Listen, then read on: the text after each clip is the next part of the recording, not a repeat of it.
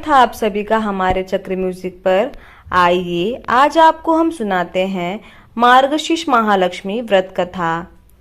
एक श्री महालक्ष्मी की व्रत कथा, गुरुवार की कथा। आइए भक्तजनों ध्यान से सुने। श्री महालक्ष्मी की व्रत कथा, गुरुवार की व्रत कथा। इसे श्रावण और पठन करने से दुख दारिद्र्य दूर हो जाता है। श्री महालक्ष्मी माता की कृपा से सुख संपत्ति ऐश्वर्य प्राप्त होता है, मन की इच्छा पूरी होती है। श्री महालक्ष्मी माता के अनेक रूप तथा नाम हैं। भूतल में वे छाया, शक्ति, तृष्णा, शांति, जाति, लज्जा, श्रद्धा, कांति, वृत्ति, स्मृति, दया, दृष्टि, माता, अधिशास्त्री एवं लक्ष्मी के रूप में स्थित है। उन्हें प्रणाम करते हैं। कैलाश पर्वत पर पार्वती, क्षीर सागर में सिंधु कन्या, स्वर्गलोक में महालक्ष्मी, भूलोक में लक्ष्मी, ब्रह्मलोक में सावित्री, ग्वालों में राधिका, वृंदावन में राजेश्वरी, चंदनवन में चंद्रा, चंपक वैन में गिरिजा, पादवावन में पद्मा, मल्टीवन में मालती, कुंदन वन में कुंदंती, केतकी वन में सुशीला, कंदम वन में कंदममाला, राजप्रसाद में राजलक्ष्मी और घर घर में गृहलक्ष्मी इन विभिन्न नामों से पहचानी जाती है। इस तरह सर्वदा चारों ओर सर्वभूत में सुपरिचित माता श्री महालक्ष्मी की यह कथा है। अब हम इसका श्रवण पठन करेंगे। भारतवर्ष के सौराष्ट्र देश में द्वापर युग की यह कहानी हुई है। सौराष्ट्र में उस समय भद्रश्रवा नाम के राजा थे। वे बड़े पराक्रमी राजा थे। 4 वेद, 6 शास्त्र, 18 पुराणों का उन्हें ज्ञान था। उनकी रानी का नाम सूरज चंद्रिका था। रानी दिखने में सुंदर और सुलक्षणा थी तथा पतिव्रता थी। उन दोनों को 7 पुत्र तथा उसके बाद एक कन्या का वरदान मिला। कन्या का नाम सामबाला था। एक बार महालक्ष्मी जी के मन में आया कि जाकर उस राजा के राजप्रसाद में रहें। इससे राजा को दुगनी धन और दौलत की प्राप्ति होगी और वह इस धन दौलत से अपनी प्रजा को और सुख दे पाएंगे। गरीब के घर अगर रहें और उसे धन दौलत प्राप्त हो तो वह स्वार्थी की तरह केवल अपने ऊपर ही खर्च करेगा। यह सोचकर श्री महालक्ष्मी जी ने बूढ़ी ब्राह्मण स्त्री का रूप धारण किया। हाथ में लाठी लिए लाठी के सहारे रानी के द्वार तक पहुंची। उन्होंने बूढ़ी औरत का रूप धारण किया था, पर उनके चेहरे पर देवी का तेज था। उन्हें देखते ही एक दासी सामने आई। उसने इनका नाम, धाम, काम, धर्म पूछ डाला। वृद्ध ब्राह्मणा का रूप धारित कर माता लक्ष्मी ने कहा, बालिके, मेरा नाम कमला है। मेरे पति का नाम भुवनेश है। हम द्वारिका में रहते हैं। तुम्हारी रानी पिछले जन्म में एक वैश्य की पत्नी थी। वह वैश्य गरीब था। दारिद्र्य के कारण हर रोज घर में झगड़े होते थे तथा उसका पति रोज उसे मारता था। इन बातों से तंग आकर वह घर छोड़कर चली गई तथा वन में, जंगल में खाली पेट भटकने लगी। उसकी इस दुर्दशा पे मुझे दया आई। तब मैंने उसे सुख संपत्ति देने वाली श्री महालक्ष्मी की कथा सुनाई। मेरे कहने पर उसने श्री महालक्ष्मी का व्रत किया। श्री महालक्ष्मी प्रसन्न हुई। उसकी गरीबी दूर हुई। उसका घर संसार दौलत संतति संपत्ति से भर गया। बाद में पति पत्नी दोनों परलोक सिधारे। लक्ष्मी व्रत करने के कारण वे लक्ष्मी लोक में रहे। उन्होंने जितने साथ महालक्ष्मी का व्रत किया था उतने हजारों साल उन्हें सुख भोग मिला। इस जन्म में उसका जन्म राजघराने में हुआ है, परंतु वह श्री महालक्ष्मी का व्रत करना भूल गई है। उसे यह याद दिलाने में यहाँ आई हूँ। बुढ़िया की बातें सुनकर दासी ने उन्हें प्रणाम किया तथा श्री महालक्ष्मी का व्रत किस तरह किया जाए इस बारे में पूछा। बुढ़िया रूप धारण किए हुए श्री महालक्ष्मी माता ने दासी को पूजा की विधि तथा महिमा बताई। इसके बाद वह दासी माता को प्रणाम कर रानी को बताने अंदर चली गई। राज वैभव में रहते हुए रानी को अपने ऐश्वर्य का बहुत घमंड हुआ था। संपत्ति तथा अधिकार की वजह से वह उत्तम हो गई थी।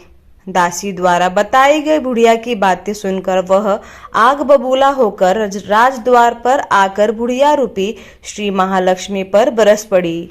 उसे यह मालूम न था कि श्री महालक्ष्मी माता बुढ़िया, परंतु रानी का इस कदर रुख बर्ताव तथा अपना अनादर देखकर माता ने वहां ठहरना ठीक न समझा। वे वहां से चल पड़ी। राह में उन्हें राजकुमारी श्यामबाला मिली। उन्होंने श्यामबाला को सारी बात बताई। श्यामबाला ने अपनी ओर से श्री महालक्ष्मी माता से क्षमा मांगी। माता को उस पर दया आ गई।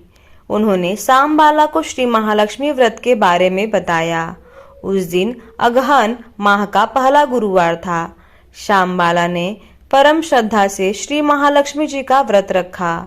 फलस्वरूप राजा सिद्धेश्वर के सुपुत्र मालाधार से उनका विवाह संपन्न हुआ।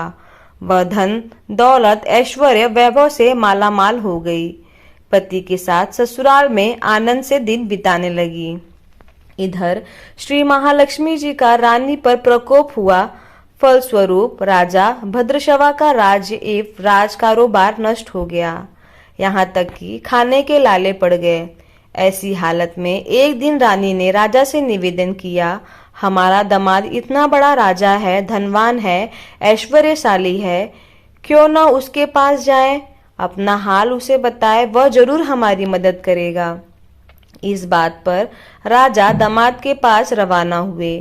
राज्य में पहुंचकर एक तालाब के किनारे थोड़ी देर विश्राम लेने के लिए ठहरे। तालाब से पानी लेने आते जाते दासियों ने उन्हें देखा। उन्होंने विनम्रता से उनकी पूछताछ की। जब उन्हें यह मालूम हुआ कि वे रानी श्यामबाला के पिता हैं, तो दौड़ते हुए जाकर उन्होंने रानी को सारी बात बताई।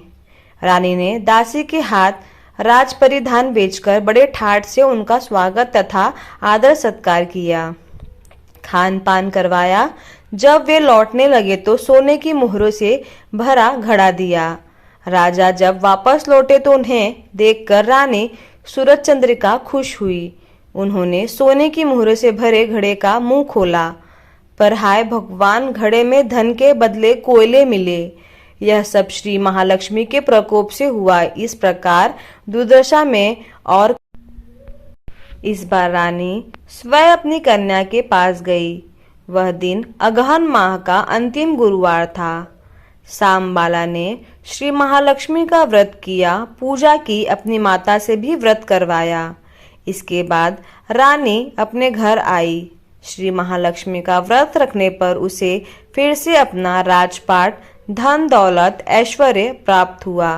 वह फिर से सुख शांति आनंद में जीवन बिताने लगी। कुछ दिनों बाद राजकन्या श्यामबाला अपने पिता के घर आई। उसे अपने घर देखकर सूरज चंद्रिका को पुरानी बातें याद आ गई। यही कि श्यामबाला ने अपने पिता को घड़ा भर कोयला दिया था। इसी कारण श्यामबाला को पिता के घर आने पर उसका कोई आदर आदित्य नहीं हुआ, बल्कि अनादर हुआ।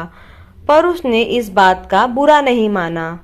अपने घर लौटते समय उसने पिता के घर से थोड़ा नमक ले लिया। अपने घर लौटने पर उसके पति ने पूछा, अपने मायके से क्या लाई हो? इस पर उसने जवाब दिया कि वहां का सार लाई हूँ। पति ने पूछा, इसका मतलब क्या हुआ? श्यामबाला ने कहा, थोड़ा धीरज रखे, सब मालूम हो जाएगा। उस दिन श्यामबाला ने सारा भोजन बिना नमक डाले बनाया और परोसा। पति ने खाना चखा। सारा खाना नमक बिना था, इसलिए स्वाद न आया। फिर श्यामबाला ने थाली में नमक डाला, इससे सारा भोजन स्वादिष्ट लगने लगा। तब श्यामबाला ने अपने पति से कहा, यही है वह मायके से लाया हुआ सार। पति को उसकी बात सही लगी। फिर वह दोनों हंसी मजाक करते हुए भोजन करने लगे। कहा गया है कि इस तरह जो कोई श्रद्धा भाव से श्री महालक्ष्मी की पूजा करे, उसे माता की कृपा प्राप्त होती है, सुख संपत्ति शांति प्राप्त होती है, सभी मनोकामनाएं पूरी होती है। परंतु यह सब प्राप्त होने पर माता की पूजा को भूलना नहीं चाहिए। हर गुरुवार को व्रत पाठ अवश्य करना चाहिए। इस तरह श्री महालक्ष्मी की महिमा भक्तों की मनोकामना पूरी करती